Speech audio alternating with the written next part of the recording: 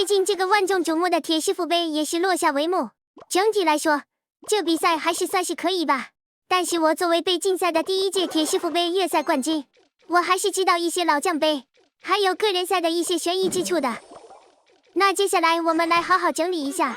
首先来看到线下的环节，最万众瞩目的其实就是第二天的这价值8万块钱的电子产品。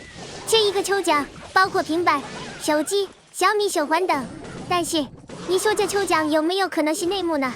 那来让我们看一下现场观众发来的聊天记录。当然你可能说，你就凭什么聊天记录你说了有什么用？对吧？那聊天记录对你说没什么信服力。如果我说这是线下观赛观众甚至选手的聊天记录，阁下又该如何应对？你问他们是不是好一部分奖品，是不是被一群戴着口罩的女生们抽走了？你要知道，玩皇室战争的女生，你这辈子都可能没见到超过10个。线下除去 Kazer， 他能到20个人已经很神奇了。你去400个人里面有40个女生，20400%5%。你玩皇室战争这么久，你见过的皇室战争里面有5%是女生吗？我觉得真没有吧。2%，我觉得你200个都见不到一个女生，就很夸张。他这个线下的女生的比例已经惊奇的高了，然后更高的是中奖的女生的比例更高。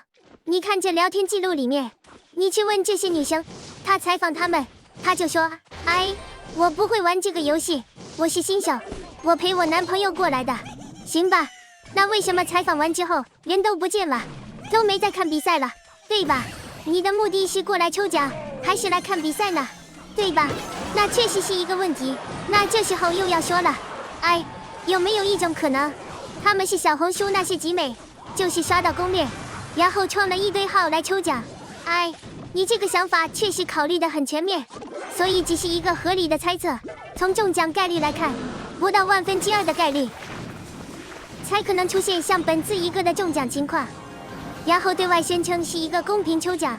当然，这个只是一个合理的猜测，具体的一些情况，请大家自行思考。上述的猜测和聊天记录均由现场观众、选手、工作人员提供，也就是说，你8万块钱，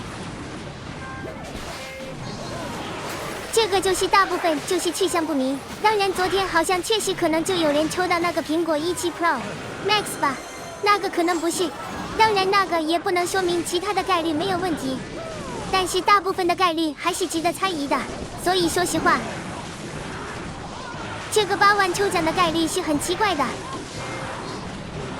然后再谈到第二个线下闹得不算太愉快，没有带来一个观赛好的体验的一个事情，就是重赛的事情啊。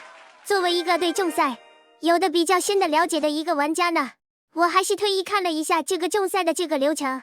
你可以看一下这个铁师傅老将杯的规则，他们只做到了部分遵守。我们来看一下啦，来看到这一个，在比赛中遇到技术问题时，选手可以选择让裁判解决问题，选手需遵循以下步骤，我们也不多说。来看到重点 A 选手举起双手示意裁判，小钢炮和门哥谁举起双手了吗？没有。 B 没有问题。 C 暂停的游戏不会继续，同时会由对方选手迅速结束本局游戏。游戏没有退出键，那怎么迅速结束呢？对吧？那肯定就是让一方直接推了。很明显，你看了这个比赛也是没有。如果裁判允许重赛，2名选手将有1分钟的时间重新决定他们的出战卡组。那好，我们来回忆一下，当时是门神打力量哥的超级选卡，需要重新决定他们的出战卡组。超级选卡模式肯定是不能自己组，所以可能还是要重开一局。超级选卡会比较合理一些啊。那我们来说说这个团子探打这个小钢炮的1v1，这个很明显就没有重新选择卡组吧？如果团子探因为不遵守规则，主办方这么一重赛由赢转输，那团子探所在的门神队的多远？也就是说，主办方的问题，就你对这个规则 Ace 你都没有尊重。然后规则 G， 游戏结束后不能请求重赛，你游戏中有没有请求重赛呢？对吧？你有的话，你应该迅速结束本局游戏；你没有的话，对吧？就结束游戏了。为什么你还要重赛呢？你 SG， 我想问问你主办方做到哪一点？你哪一点都没做到，也是挺令人疑惑的。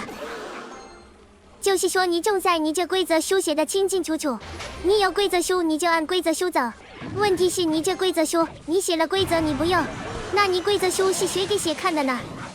第三个就是其实很多人都很好奇，为什么明胜老师他没有来解说呢？众所周知，明胜经常活跃于 CRCC 的各种解说里，从2022年应该就开始解说 CRCC， 到今年2025年也是每一年都没有落下。那为什么今年铁师傅杯线下的总决赛他人都没来？原因是他在老将杯的参赛过程被铁师傅本人气走了。铁师傅对明胜等人十分不尊重，把明胜气到奖金都不想领取。那具体我将展开来细说，但这个不是线下的事情，所以放到第三个才来说。先讲一下背景。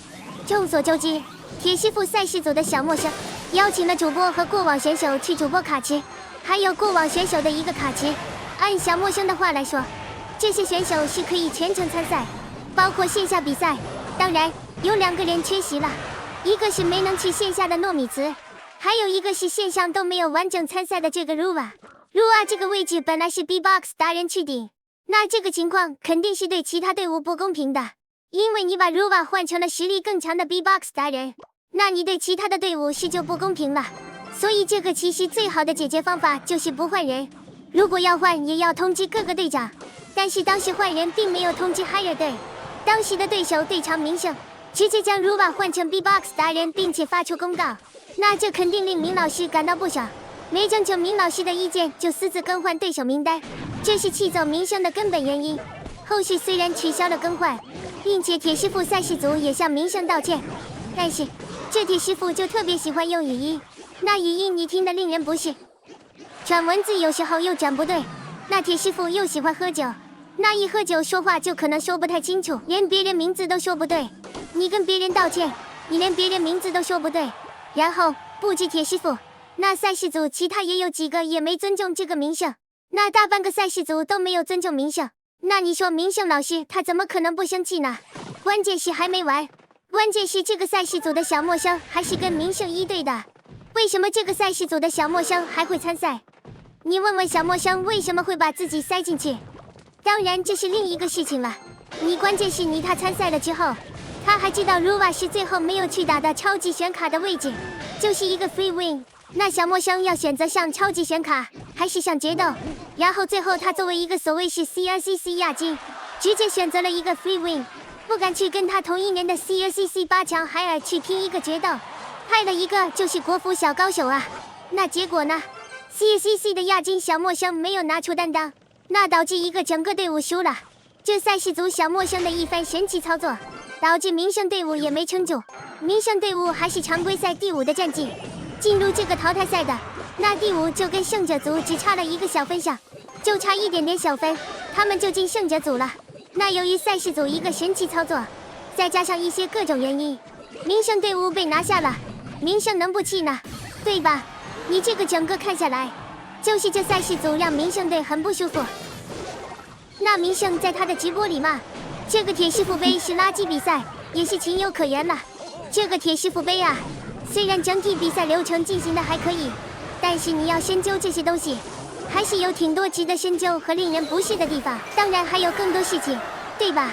就我也不好去占篇幅，因为我要说起来这个视频可能搞不好1个小时，所以的话我也不展开细说。这个抽奖概率偏离其实就已经很令人不适了。你跟大家都说，哎，我们是公平公开的抽奖，你这个中奖概率偏离，你有没有把因抽奖吸引来的观众放心上呢？这还包括但不限于他，铁师傅个人赛从6次月赛改成了5次月赛，1个月7次的周赛改成了4次周赛，总决赛原来是16个人改成8个人，还有去年的缴费比赛，还有不懂游戏内决斗和常规决斗。这个小局间隔的时间也只有2分钟，不能好好组卡。去年比赛奖金没有上缴，他还会问你要不要上缴。周赛海选送分的是不惩罚的，惩罚了也要撤回，而且海选送分的还可能是赛事组的，像那个小陌生一样。工作人员呢？那个1胜1今年被官方禁赛，个人赛的最后一搏还要再加个子涵进去。虽然子涵确实有实力，但是你就是对其他每周打周赛，每个月打月赛的人的一个不公平。凭什么你参加那么多次周赛月赛，别人直接被你邀请过来，你这里面有说明白吗？很喜欢铁师傅的一句话。是的，铁师傅杯系列赛的最大特点就是比赛可以让玩家玩出上班上课的感觉啊。当然，这比赛一没尊重像明胜这样的选手，二在重赛和抽奖这俩方面没做到公平、公正、公开。就这个铁师傅办比赛是可以，但是这个钱就算出的再多，如果连最基础的尊重每一位选手和公平、公正、公开都做不到，纵使奖金再多，规模再大，这个比赛就是办的没有很好。好的比赛从来不是靠金钱衡量的，也不是靠规模衡量的。规模再小，奖金再小的比赛，只要公平、公正、公开，尊重每一位选手，就是好的比赛。如果某些比赛连最基本的公平、公正、公开和尊重比赛选手都做不到，那奖金再多，规模再大，也没资格称为是一个好的比赛。本期视频的所有收益将会通过韩红基金会捐赠给香港地区。我们下期再见，拜拜。